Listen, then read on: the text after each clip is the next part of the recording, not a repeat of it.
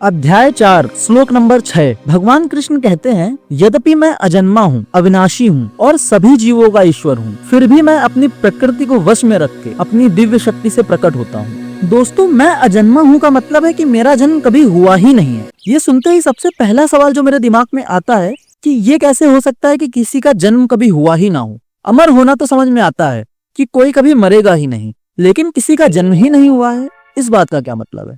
भगवान कृष्ण ने जो भी बातें कही हैं वो बिना तर्क या बिना लॉजिक के नहीं कही हैं। हर बात को लॉजिक से और साइंटिफिक तरीके से समझा जा सकता है। अगर आपके दिमाग में भी ये सवाल आता है कि किसी का जन्म कभी हुआ ही नहीं, इस बात का क्या मतलब है, तो आप इस वीडियो को पूरा देखिएगा। इस वीडियो में मैं बहुत सारी ऐसी बातें बताऊंगा जो आपने कभी शायद ही सुनी होंगी। तो सबसे पहले देखते हैं कि अजन्मा का क्या अर्थ है।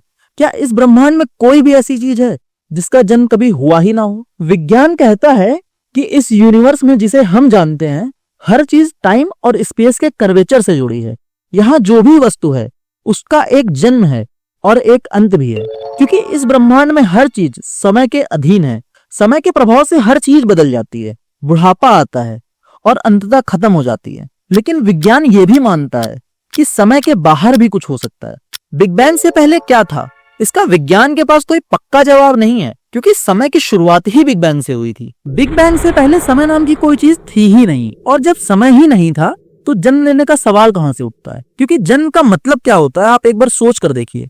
जन्म लेने का मतलब होता है कि आपका समय की धारा में प्रवेश हो गया है। अगर मैं आपसे पूछूं कि आपकी डेट ऑफ बर्थ क्या है, तो आप जरूर एक तारीख बताएंगे, लेकिन क्या आप उस तारीख से पहले एग्जिस्ट करते थे? उस तारीख से पहले आप समय की धारा में थे ही नहीं। और अगर मैं ये कहूं कि समय नाम की कोई चीज ही नहीं है, समय पैदा ही नहीं हुआ है, तो आप जन्म की तारीख कहां से लाएंगे? और यही वजह है कि भगवान कृष्ण कहते हैं कि मैं समय के भी परे हूँ, समय मुझसे निकला है, मैं समय से नहीं निकला हूँ। इसीलिए वो कहते हैं कि मैं अजन्मा हूँ, क्योंकि समय के अंदर मेरा जन्म कभी हुआ ही नहीं है। लेकिन आप कहेंगे भगवान कृष्ण भी तो पैदा हुए थे, हम जन्माष्टमी तो मनाते हैं, लेकिन उनके धरती पर आने और एक साधारण इंसान के जन्म लेने में बहुत बड़ा अंतर है। जब कोई सामान्य इंसान जन्म लेता है तो वो प्रकृति के अधीन होता है। उसका शरीर, उसका मन, उसकी सीमाएं सब प्रकृति के अनुसार बनी होती हैं और प्रकृति के अनुसार ही चलती हैं। इसलिए हम कहते हैं कि उसका जन्म हुआ है। लेकिन भगवान कृष्ण अपने आगे के श्लोक में क्या कहते हैं? वो कहते हैं कि मैं प्रकृति को अपने वश में रखकर अपनी दिव्य शक्ति से प्रकट होता हूँ। इसका मतलब ये है कि वो जब जन्म लेते हैं तो वो प्रकृति के अधीन नहीं होते हैं,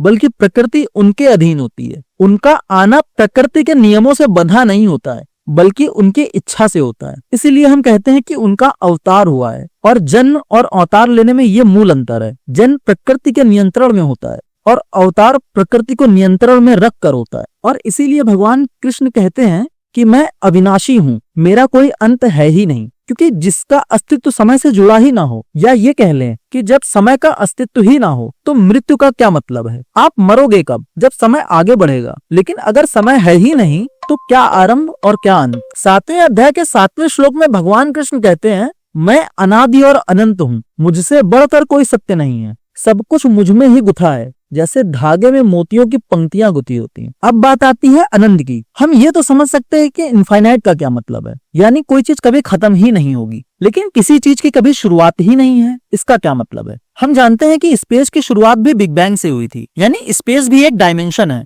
जो शायद किसी हायर ऑर्डर ऑफ डायमेंशन में फैला हुआ है। विज्ञान इस बात को पूरी तरह से स्वीकार नहीं करता है और न ही इस बात को पूरी तरह से नकारता है, लेकिन इसकी बहुत बड़ी संभावना है। सोचिए, कोई चीज शुरू या खत्म कब होगी? जब स्पेस होगा। और जो चीज स्पेस के ही बाहर है उसके लिए शुरुआत और अंत जैसा कोई शब्द ही बेकार है। और इसीलिए भगवान कृष्ण कहते हैं कि ये समस्त प्रकृति मुझसे ही निकली है, मतलब पूरा स्पेस मुझसे ही निकला है। और जिससे पूरा स्पेस निकला है वो खुद टाइम और स्पेस दोनों के बाहर है, तो उनके लिए आरंभ और अंत का सवाल ही नहीं उठता। विज्ञान भी ये मानता है कि हमारे 3D यूनिवर्स और टाइम और स्पेस को मिला ले तो 4D स्पेस और टाइम के बाहर भी शायद कोई और डायमेंशंस भी मौजूद हैं, और जो भी इन डायमेंशंस के बाहर है उस पर हमारे भौतिकी के कोई भी नियम लागू नहीं होते हैं। फिजिक्स के सारे नियम, न्यूटन की ग्रेविटी, आइंस्टीन की थ्योरी ऑफ रिलेटिविटी, सब सिर्फ ऑब्जर्वेबल यूनिवर्स के भीतर काम करते हैं। इसके बाहर हम कुछ पक्के तौर पर नहीं कह सकते हैं कि काम करेगा। और इसीलिए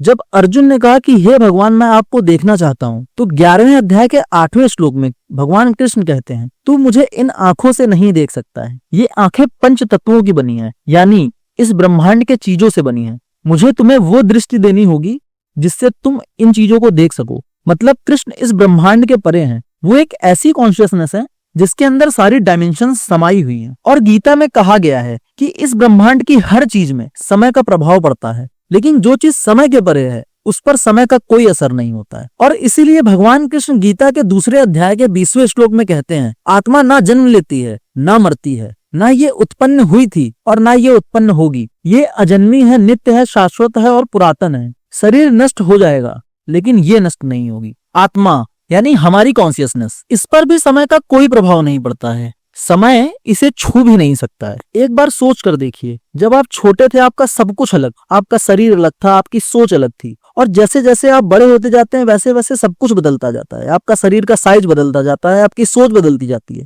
लेकिन इन सब चीजों के साथ सिर्फ एक चीज नहीं बदलती है, वो है आपका मैं, आपका माई सेल्फ। ये मैं कभी नहीं बदलता है और ना कभी बदलेगा। यानी जो चीज मेरी थी, मेरा हाथ, मेरा पैर, वो सब तो बदल जाएगा, लेकिन आपकी कॉन्शियसनेस, आपकी चेतना कभी नहीं बदलेगी। वो हमेशा स्थिर रहती है। आपका मैं हमेशा एक सा रहता है। जो समय और स्थान के भीतर है वो तो बदलेगा, मरेगा, लेकिन जो समय और स्थान के परे है वो अजन्मा है, अनादि है और अनंत है। लगभग साइंस और गीता दोनों एक ही बातें कहती हैं, बस उनके कहने का नजरिया अलग है। या यूं कह ले कि साइंस अभी उन चीजों को समझ नहीं पाई है जो चीजें गीता में लिखी हैं। इस वीडियो में मैंने बिग बैंग पे, टाइम और स्पेस के कर्वेचर पे बहुत सारी बातें कही हैं। अगर आपको वो सारी बातें डिटेल में जाननी है और आपको वो सारी बातें नहीं पता है तो आप मेरी बिग बैंग वाली वीडियो जरूर देखिए। और अगर आपको ये सारी बातें सही लगी हो तो आप चैनल को सब्सक्राइब जरूर करिएगा, क्योंकि आप जब चैनल को सब्सक्राइब करते हैं, कमेंट करते हैं तो मुझे मोटिवेशन मिलती है। मुझे लगता है कि लोग मेरी वीडियोस देख रहे हैं।